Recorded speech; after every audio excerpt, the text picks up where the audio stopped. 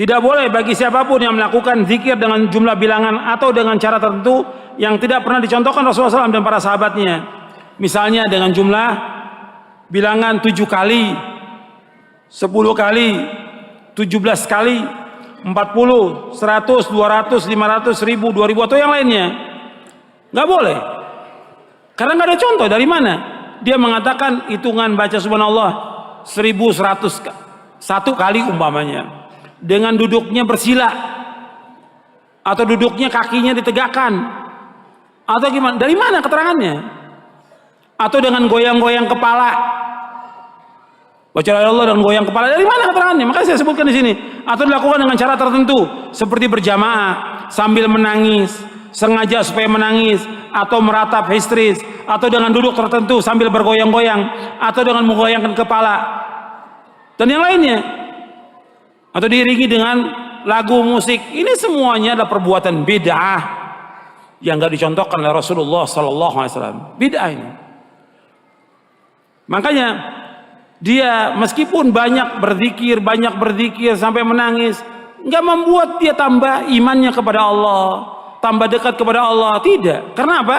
Yang dilakukan tidak sesuai dengan apa? Nggak sesuai dengan sunnah. Bahkan kalau antum lihat, ini termasuk talbis iblis. Talbis iblis. Al-Imam Ibnu Jauzi punya kitab namanya Talbis Iblis. Artinya pengkaburan iblis, penyesatan iblis. Jadi orang dibuat sepertinya ibadah, pada hakikatnya sudah jauh dari Islam. Jauh. Makanya kata Imam Ibnu Jauzi, di Muqaddimah saya sebutkan gini. Antum lihat di halaman 11. Halaman 11, halaman 12 di Muqaddimah. Kata Imam Ibnu Jauzi yang wafat tahun 597 Hijriah. Dia berkata, iblis menyesatkan kebanyakan orang awam dengan kehadiran mereka di majelis-majelis zikir. Dan di tempat itulah mereka dibuat sengaja menangis. Aku mengetahui betul, banyak manusia yang hadir di sana bertahun-tahun menangis, berpura-pura khusyuk, tetapi keadaan mereka setelahnya tidak berubah sedikit pun juga. Sungguh mereka tetap bermuamalah dengan cara riba, menipu dalam jual beli, tidak mengerti tentang rukun salat, ghibah, dan durhaka kepada orang tuanya. Mereka itulah orang-orang yang terkena perangkap iblis, talbis iblis. Dan aku melihat bahwa mereka menyangka bahwa hadir di majelis zikir tersebut dan bawa tangis yang ditunjukkan akan dapat menghapus dosa-dosa yang pernah diperbuat. Ini iblis menggoda mereka dengan cara kumpul di majelis zikir sambil menangis, padahal mereka ini jauh dari Islam. Ini sudah ada pada abad ke-6. Ibnu Jauzi sudah ingatkan orang-orang yang berzikir demikian. Jadi orang bukan diajar bagaimana ibadah kepada Allah dengan benar, mentauhidkan Allah. Ajarkan akidah yang benar, tauhid yang benar, ibadah yang benar, ajarkan kepada mereka. Kalau diajarkan cuma zikir, menangis lagi. Nanti ketemu lagi bulan depan, zikir lagi, menangis lagi. Lantas gimana mereka mendapatkan ilmu yang benar dari Quran dan Sunnah? Nggak dapat ilmu, cuma zikir nangis, zikir nangis. Apa Islam cuma zikir nangis? Ajarkan mereka ilmu yang bermanfaat, al-ilmu nafi' wal amal salih. Ajarkan mereka akidah yang benar, tauhid yang benar, agar mereka paham tentang bagaimana beribadah kepada Allah benar. Bukannya zikir. Zikir dianjurkan setiap waktu, tapi dengan berjamaah sambil Nabi nggak contohkan, sallallahu alaihi wasallam. Sahabat nggak pernah mencontohkan yang demikian. Makanya kita lihat contohnya ada, atau seperti contohnya ada atau tidak. Jadi harus tahu. Kemudian juga tidak boleh seorang mengambil potongan-potongan ayat tertentu. Seperti ada orang mengajarkan kiai kepada muridnya baca ini Yasin, Yasin, Yasin 1000 kali. Supaya apa? Bisa kebal. Dari mana keterangannya? Atau baca ya Latif, ya Latif, ya Latif. Supaya apa? Bisa hilang. Dari mana? Ada yang bilang bisa terbang. Ini semua sesat dan menyesatkan ini. Nggak boleh seperti itu.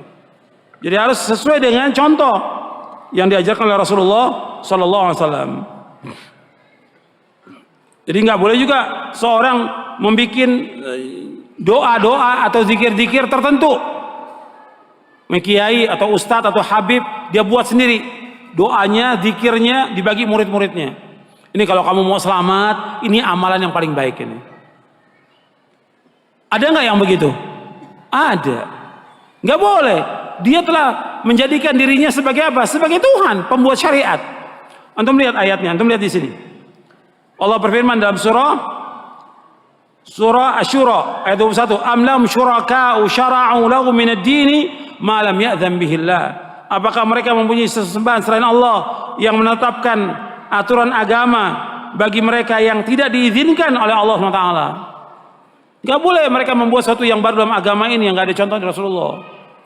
Apakah bentuknya zikir atau doa tertentu atau bacaan tertentu yang kata mereka bisa menyelamatkan manusia? Gak bisa. Bab ini satu yang baru dalam agama, kata Nabi, "Man ahdatsa fi amrina hadza ma laysa minhu fa huwa radd." Barang siapa mengadakan sesuatu yang baru dalam agama kami, tertolak. Amalnya tertolak. Dan Nabi bersabda, "Iyyakum muhdatsatil umur fa inna kulla muhdatsatin bid'ah wa kulla bid'atin dhalalah." Jauhkan diri kalian dari setiap perkara yang baru dalam agama, karena setiap perkara yang baru dalam agama adalah bid'ah dan setiap bid'ah adalah sesat. Hadis ini sahih riwayat Abu Daud, Ahmad dan yang lainnya. Nabi juga bersabda SAW, "Kullu bid'atin dhalalah wa kullu dhalalatin finnar." Setiap bid'ah itu sesat, setiap kesesatan tempatnya neraka. Hadis ini sahih riwayat Nasa'i dari sahabat Jabir. Setiap orang yang mengadakan sesuatu yang baru dalam ibadah seperti doa dan zikir tertentu yang tidak ada sunnahnya dari Nabi SAW, maka ia berdosa dari 4 segi. Tolong antum perhatikan, saya ulangi lagi, tolong perhatikan. Setiap orang yang mengadakan sesuatu yang baru dalam ibadah seperti doa dan zikir tertentu yang tidak ada sunnahnya dari Nabi SAW, maka ia berdosa dari 4 segi. Yang pertama, ia meninggalkan doa dan zikir yang telah disyariatkan.